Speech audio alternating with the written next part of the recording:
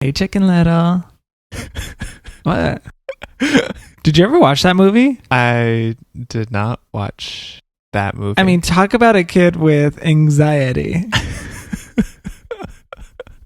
Honestly, we should watch that movie. We should circle back because it had like aliens. It was kind of nerdy. Is this how you're going to start every podcast? Or are you just going to say something random and really throw me off? What do you mean?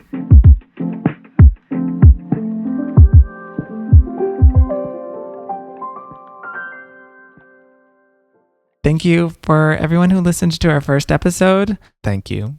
Yeah, we appreciate it. We kind of wanted to give a shout out to some of the people who listened. Few lucky folks. Few lucky folks. This probably won't happen every single time, but it'll happen for now. So don't get used to it. Alicia in Knoxville. Mm-hmm.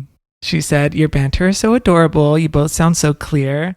Shout out to the mics. Right. Shout out to the mics. She continued to say that she loved that it's just educating Eric and that Eric is the audience. Mm-hmm. That is true. But there's probably others out there who also don't know. Hopefully. They're going to get educated as well. That's right. Shout out to my mom. I feel like you guys were in the room with me. This was awesome. I can't wait to the next one. Oh, and I didn't clap because I found it interesting and I care. Aww. Thanks, Mom. Yes. We love her. Yes. Yeah, so it's Memorial Day weekend. It also might rain this weekend. Boo, tomato, tomato.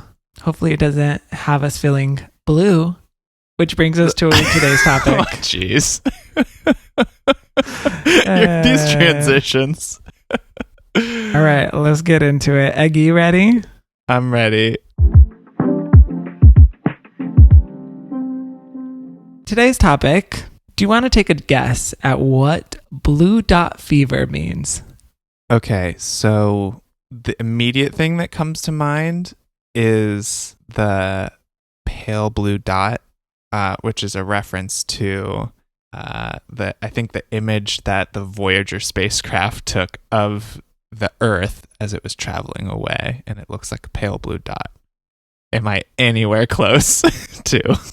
I was gonna call you a nerd for a second there because I was like, what is he saying? And then you were talking about space, and I actually enjoy space. So yes, I'm going to say wrong. Okay. What's blue dot fever? Is it about Earth? Is it about Earth? No. Okay. I mean, yes, it's an activity that happens on Earth. It's a recently coined phrase to describe empty seats on Ticketmaster. So when you're trying to buy tickets to a show, you see blue dots on Ticketmaster. The blue dots show that those tickets are available, and gray means that they're not available. Right. There's a lot more blue dots for several artists, which has forced some to cancel or postpone their tours.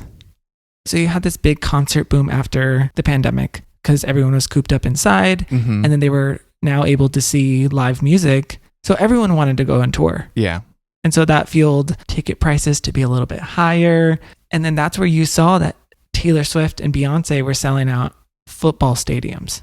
So has that tapered off now then? I think so. I think this is a sign. What exactly is blue dot fever when fans are feverishly have Ticketmaster open, they're refreshing the page, they're trying to get tickets, or is it a reference to the artist that like they have blue dot fever, like, oh no, my stadiums have so many blue dots? Yeah, it's a little bit more negative. It's to the artist. Yes, they are not selling these tickets. They have blue dot fever. Yeah, like Okay. you shouldn't have gone on tour. Yeah. Okay. Yeah, so some examples of this are Meghan Trainor, Pussycat Dolls. Okay, so I didn't know that they were touring. Right, neither did a lot of their fans, right? But, okay, so I have a more technical question now, actually, around setting up concerts. Whose job is it to size the venue? Obviously, not everyone's going to be able to sell out all venues.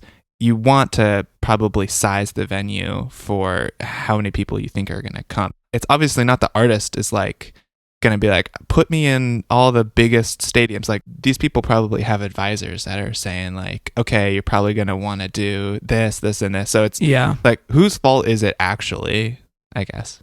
I think the record label, I think the tour promoter, and then also the artist. Okay. So for the Pussycat Dolls, Mm-hmm. you're going to launch a tour and you haven't released a hit song in like a decade. Right. And you were expecting that your old work is going to carry you along. Right. So a little ambitious. Very ambitious arena tour. Okay. To put that into perspective, we live in Austin, Texas. That's like them booking Moody Center. Yeah. That like seats 15,000 people about. Uh-huh. If I was on their team, I'd probably think that they could do Moody Theater, ACL Live. Yeah. And that is like more like a few thousand. 2,700. So, right, because they're not in the cultural zeitgeist right now, really. Yeah, nobody's really like begging for them to go on tour, right? And so the demand is very low. I don't know. Personally, I'd want to sell out a smaller venue. Yeah. And make it a little bit more intimate. Yep. And possibly have a viral moment. Yeah. Look at this packed theater versus let's go to an arena where it's empty and fans are like, look, nobody showed up. It's sort of like presentation giving 101. Like you always want to, like, you want your room to be packed. So like little standing room only. You don't want to be in a room that's too big. I think there's the possibility that some of these artists test out the waters. Okay. And an example of that is Hilary Duff and Hayley Williams. You know Hayley Williams from Paramore. Yeah. She did smaller theaters. So she performed recently at Moody Theater and she sold that out. So now there's a demand to do a bigger arena tour. Right. Yeah. Okay. So are savvy artists then operating that way where they go and they do like a market test or like a market analysis basically before they go onto a broader tour if they don't really have a good gauge on what the tour is going to be like? And does that make the artists that are not doing that, I don't know, just maybe like, is arrogant the right word? Or, I mean, I guess it's aspirational. Let's just start small. And I think you see that on like the lower end of like new artists just starting to get their wings. But for an artist like that caliber of, you know, Meghan Trainor has had hits and she's gone on a big tour before. Yeah. When she was in demand. And same with the Pussycat Dolls. Yeah.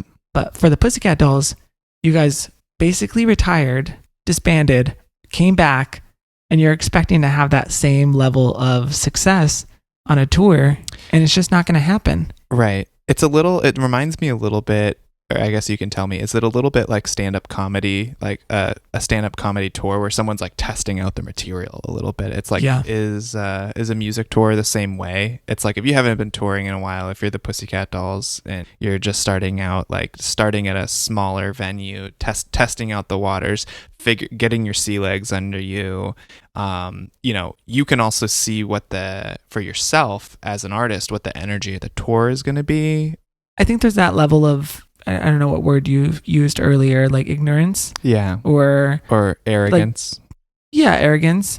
I also feel like streams don't equal sales in this case. Yeah. So I think your streams could look really great, but how does that translate to record sales and then also ticket sales? That's interesting.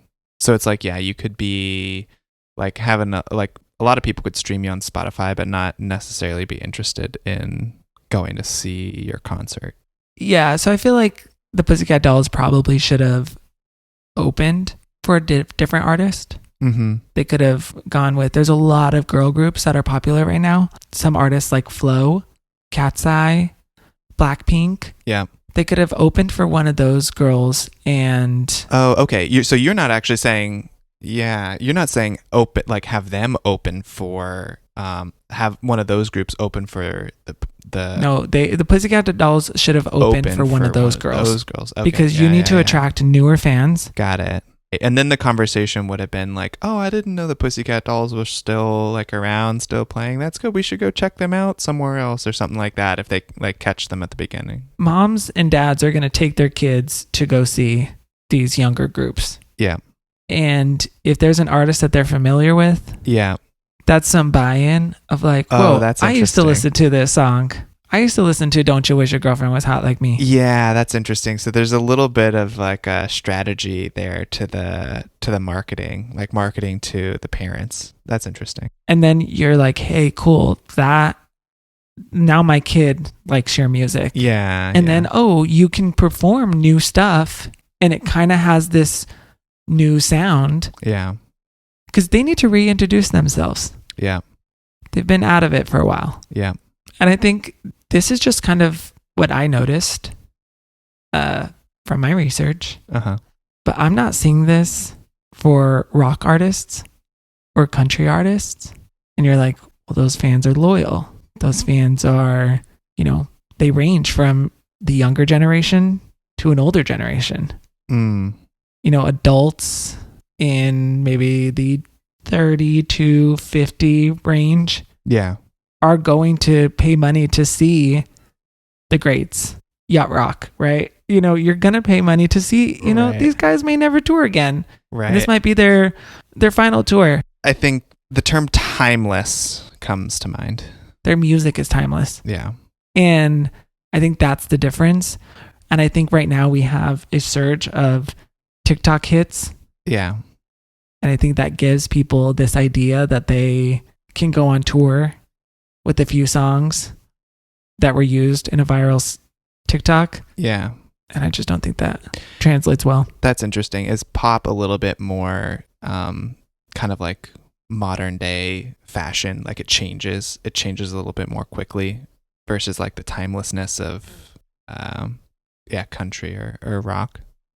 Yeah. I think the pop genre is struggling a bit.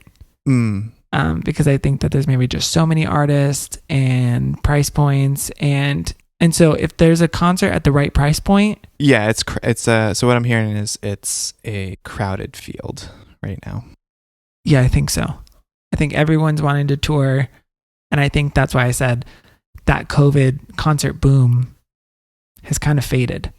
Yeah, and I think everyone's like, oh, well, we just have to do this, and I think with streams, you don't make as much money, and you really do need to sell albums, vinyls. You need to sell merch. Mm-hmm. You need to sell tickets to make money. Yeah.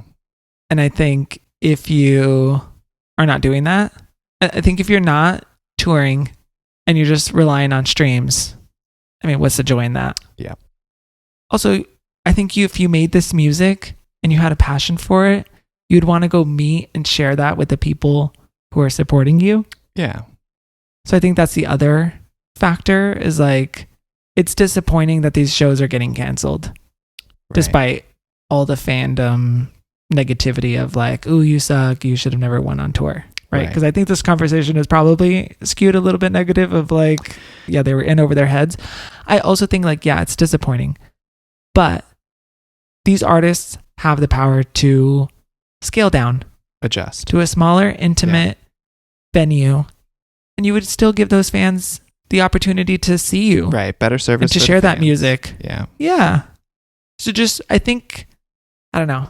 Right. Supply and demand, right? Right. Right sizing your concerts. That's a perfect way of putting it. Did you learn something today? I did. I learned what Blue Dot Fever was. I did find it interesting, so I am not clapping. All right, so I saw this week Keke Palmer interviewed First Lady Michelle Obama. Okay. And she had asked her what she was listening to. Uh-huh. And as you know, the Obama's playlist is pretty popular and everyone's talked about that. I did not know that. Oh, really? No. I know they have a book list. That's the thing I'm interested in. Yeah.